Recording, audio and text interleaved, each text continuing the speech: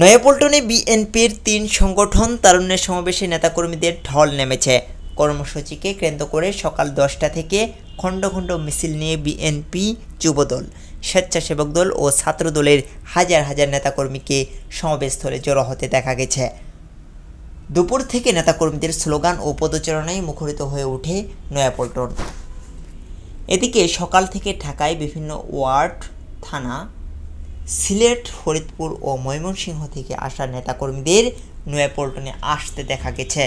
তারুণ্যের অধিকার প্রতিষ্ঠা সমাবেশ স্লোগানে এই কর্মসূচি করছে সংগঠন তিনটি। দুপুর ২টা থেকে এই সমাবেশ শুরু হয়েছে। সমাবেশে লন্ডন থেকে ভার্চুয়ালি যুক্ত হয়ে প্রধান অতিথি হিসেবে বক্তব্য রাখেন বিএনপির ভারপ্রাপ্ত চেয়ারম্যান তারেক রহমান।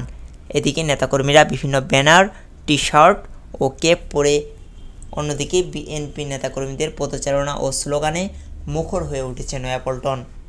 নেতাকর্মীদের জমায়েত ফকিরাপুর থেকে কাকরাইল মোড় পর্যন্ত। তরুণদের কাছে টানতে মে মাস জুড়ে কর্মসূচি ঘোষণা করে বিএনপির এই ৩ সংগঠন। 4টি বড় বিভাগ ও শহরে 2 দিন করে 8 দিন সেমিনার ও সমাবেশ করছেন তারা। এর আগে চট্টগ্রাম, খুলনা আর বগুড়ায় সেমিনার ও সমাবেশ হয়েছে। জাবির আহমেদ জিহাদ, স্বদেশ বাংলা ডেস্ক, ঢাকা।